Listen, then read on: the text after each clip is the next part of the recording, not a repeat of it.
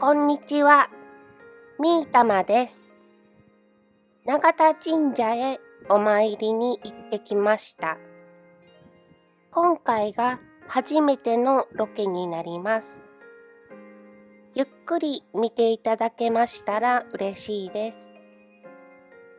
神戸には大きな神社が3つあります。生田神社、港川神社、そしてこちらの永田神社です。この日は寒く、風が強く、ビュービュー吹いております。神社の参道の手前、商店街の入り口に前鳥居があります。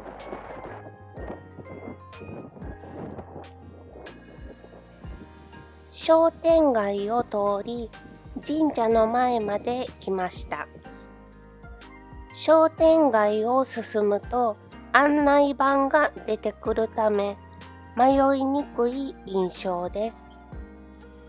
最寄り駅は阪神高速線の高速長田駅と神戸市営地下鉄の長田駅です。鳥居をくぐる前に一礼しております。この2つの駅はほぼ同じ場所にあります。よく似た名前の新長田駅がありますが、場所が異なります。地下鉄は長田駅、阪神高速線は高速長田駅になりますので、注意が必要です。永田神社へは駅から徒歩5分ほどです。こちらの神社は西暦927年の平安時代にまとめられた延喜式神明帳では式内社、明神大社として記されています。少なくとも平安時代より前から存在していたことになります。手水屋で手を清めています。水がとても冷たいです。ハンカチで手を拭きました。明治時代の社格制度では官兵中社に位置づけられています。手水屋の斜め向かいにあるこれは何だろうと思い近づいてみました。メガネ碑と書かれています。残念ながら説明板の文字の一部は読めなくなっています。永田神社のホームページにはこのように紹介されています。琴白主の神は先を見通す力を持つ神様と考えられています。物をよく見ることができるメガネに通じることから、この碑が建てられたそうです。普段の参拝では、視力が気になる方や、目の不調を感じている方が、このメガネ碑の前で手を合わせる姿も見られるとのことです。こちらは納札所です。古いお札やお守りを収める場所になります。1年間ありがとうございました。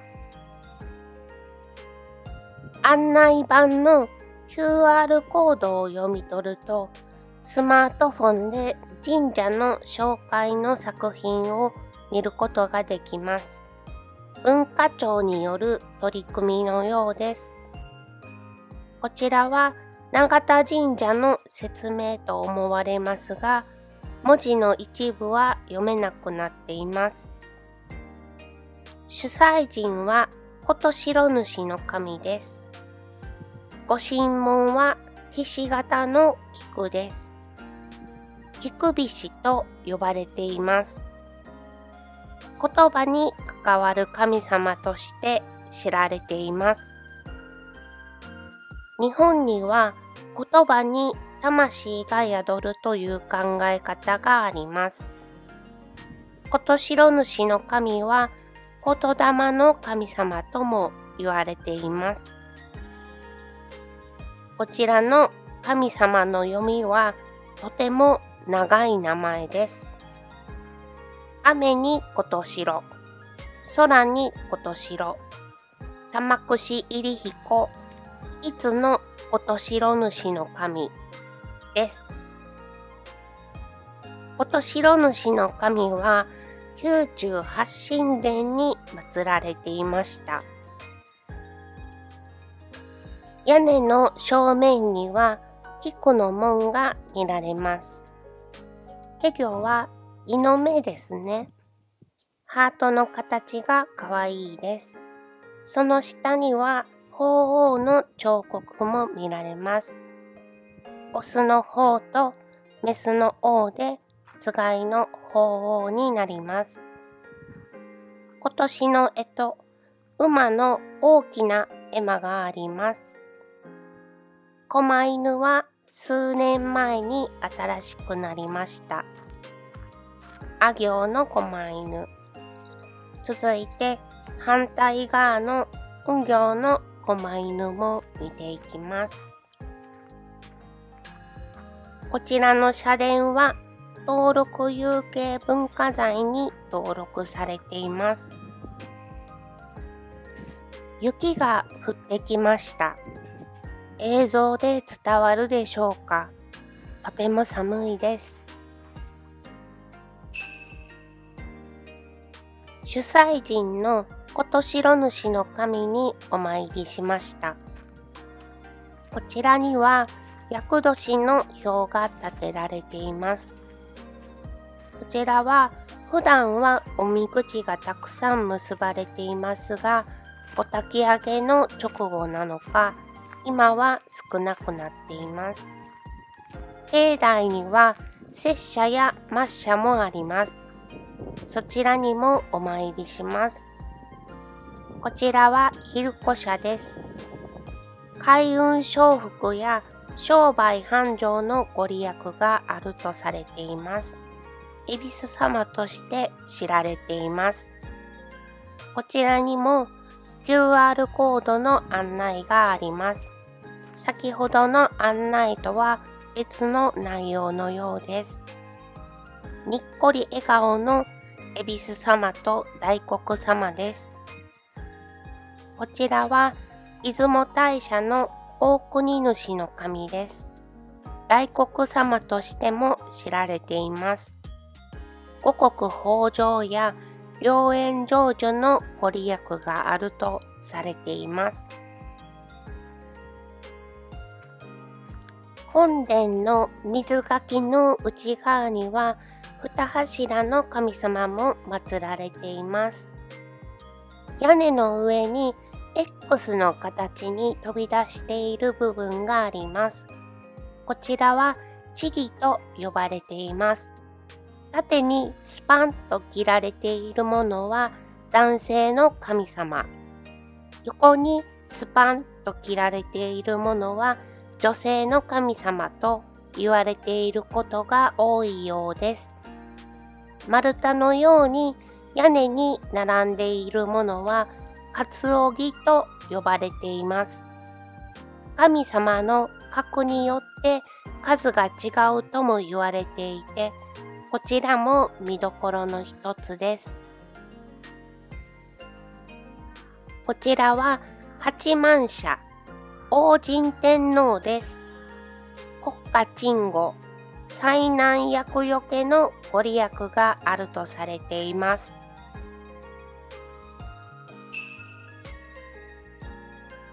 昼子社、出雲大社、八幡社にお参りしました。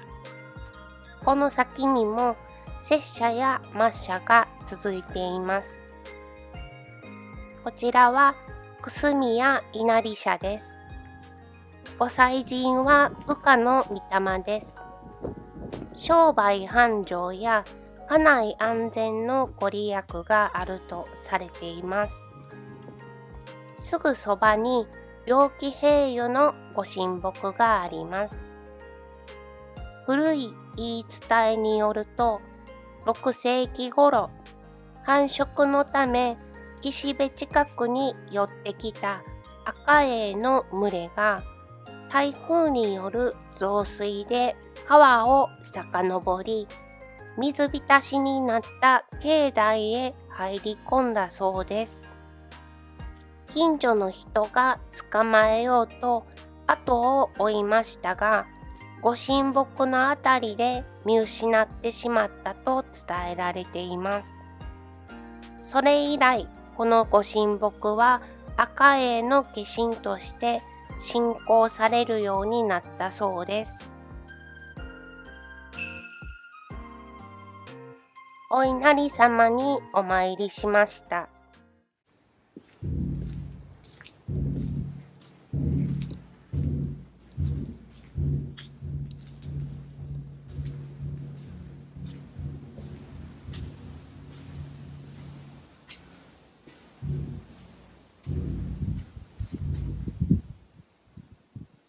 神社のお太鼓が鳴っていました。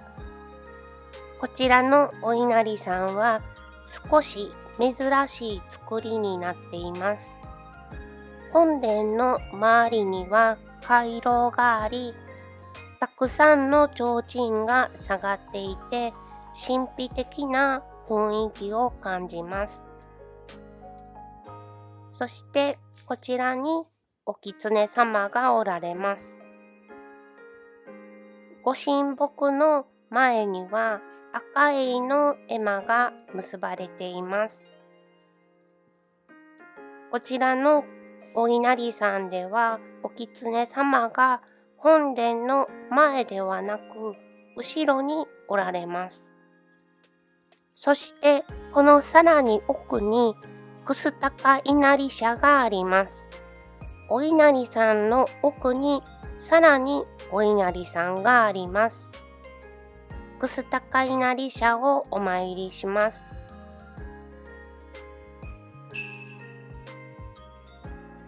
小さな鳥居があり、楠高大明神と書かれています。カメラに収めようと少し試行錯誤しています。ご覧いただけましたでしょうか。中にある鏡も小さく、小さな鳥居に小さなお狐様で、とても可愛らしい印象です。先ほどの回廊に戻ります。アカエイは当時安くて貴重なタンパク源だったと言われています。そのアカエイを食べることを断ち、願いをかけて祈ったところ、特にお尻の痔の病気にご利益があると評判になり、信仰が広まったと伝えられています。アカエイの絵馬の由来についてです。明治の頃、楠屋稲荷社の井戸のそばで茶店を営んでいたおばあさんがいたそうです。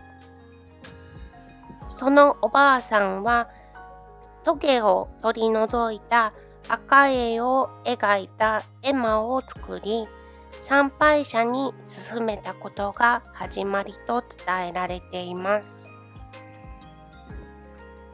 こちらはその井戸でしょうか、手水屋でしょうか。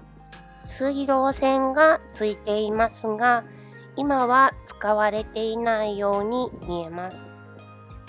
こちらは百度石かなと思ったのですが、よく見ると千度石でした。大正3年と書かれています。もしかするとこちらの神様は少し手厳しいのかもしれません。